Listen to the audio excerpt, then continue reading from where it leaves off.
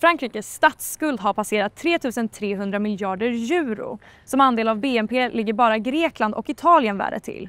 Räntekostnaderna kommer redan i år bli franska statens största utgift. Vi har pratat med Henrik von Sydow på Carnegie om vad som händer när världens ekonomier skakar. Hur allvarlig är situationen i Frankrike för de globala finansmarknaderna?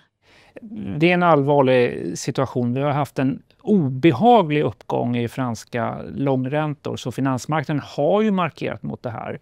Vi har också sett hur ECBs chef Lagarde, gammal finansminister i Frankrike, varit ute och pekat på att hon håller ögonen på det här. Så att det är absolut en risk som finansiella marknader inte kan ignorera.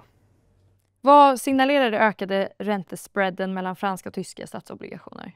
Ja, det pekar ju på att den politiska risken i Paris har stigit och kopplat också till skuldsättningen. Det är nu högre spread mellan franska räntor än vad grekiska och spanska har. Så det är en bekymmersam uppgång som vi ser, som pekar på att långivarna är på väg att tappa förtroende för franska statsfinanser.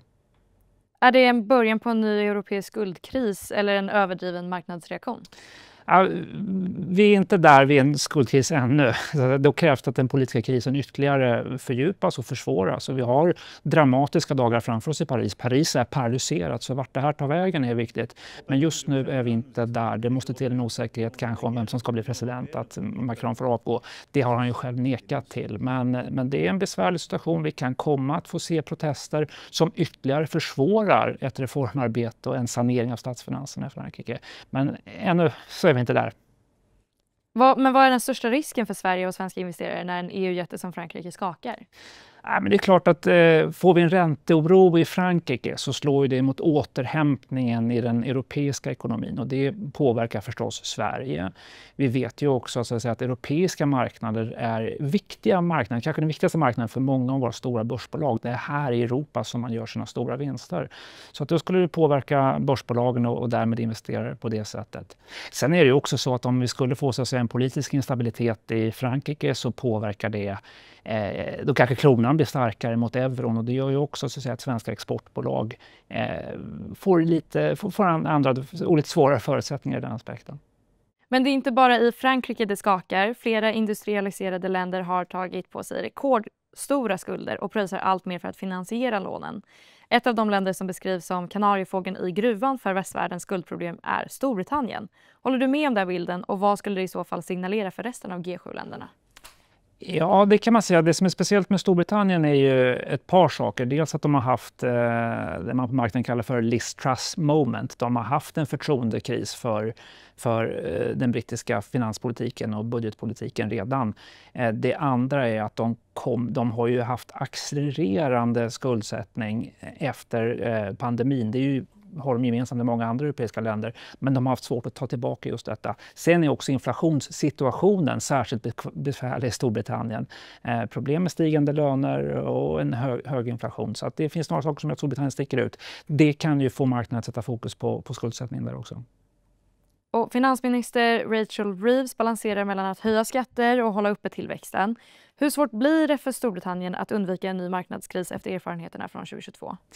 Ja, det är väl just den stora utmaningen kommer ju vara hur ska man balansera det här. Om andra länder som Frankrike har problem med sin utgiftssida, så är det snarare så kanske att Storbritannien måste se över på hur strukturerar man sina skatter för att få upp produktiviteten, för att få upp tillväxten. Och om det finns ett behov av att höja skatterna, hur kan du göra det på det minsta tillväxtdämpande sättet? Det kommer bli en utmaning för Labour-regeringen, tveklöst.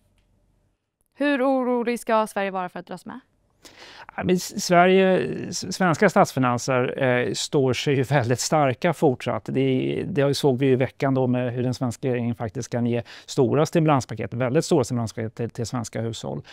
Så statsfinansiellt så behöver Sverige inte vara orolig, men däremot är det klart att skulle vi få ränteoro i Europa, i både Storbritannien, i Frankrike, kanske i andra länder, då är det klart att det slår mot kraften i återhämtningen. Vi hoppades ju att för nästa år, 2026, då ville vi ju inte prata om skuldkriser i Europa, då ville vi prata om stora tyska stimulanser, stora tyska investeringar i försvarsindustri, i energiindustri och i infrastruktursatsningar. Det skulle ju vara till Sveriges fördel då förstås.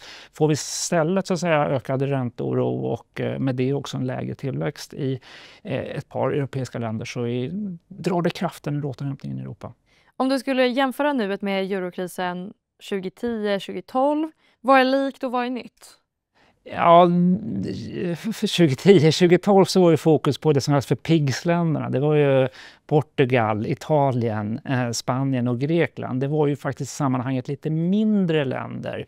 Nu är det ju hörnländer i Europa. Det är Frankrike som är en jättestor ekonomi. Jag skulle också vilja peka på att det är lite svårare att hitta en väg ut nu. Det är utmanande politiskt läge, inte minst för Macron då i Frankrike. Fransmännen har ju har under en lång tid haft väldigt svårt att åstadkomma balans i sin budget. Det är utmanande att sanera franska statsfinanser på utgiftssidan. Både för att det är en fragmenterad parlamentarisk situation, men också för att fransmännen har den här benägenheten att ta till gatan och protestera. Så att det är strukturella, djupa politiska problem i Frankrike att åstadkomma en sanering av statsfinanserna. Samtidigt som USA har inlett ett tullkrig mot både vänner och fiender stärker Kina banden med Ryssland, Indien och en rad andra länder. Kommer världen delas upp i två sfärer och hur oroande är det här i så fall? Ja, jag tycker vi kan se tidiga tecken på att omvärlden handlar mindre med USA. Och det gör ju att Europa kommer handla mer med Europa. Kina kommer handla mer med asiatiska grannar. Det betyder att, så att säga, konkurrensen ökar på andra marknader än den amerikanska som ju befäster sin tullmur runt omkring sig. Så att ja, vi ser tecken då på en accelererande fragmentering av världsekonomin och globala marknader. Det kommer både öka konkurrensen på andra marknader och kanske också ta ner effektiviteten och tillväxtpotentialen i världsekonomin.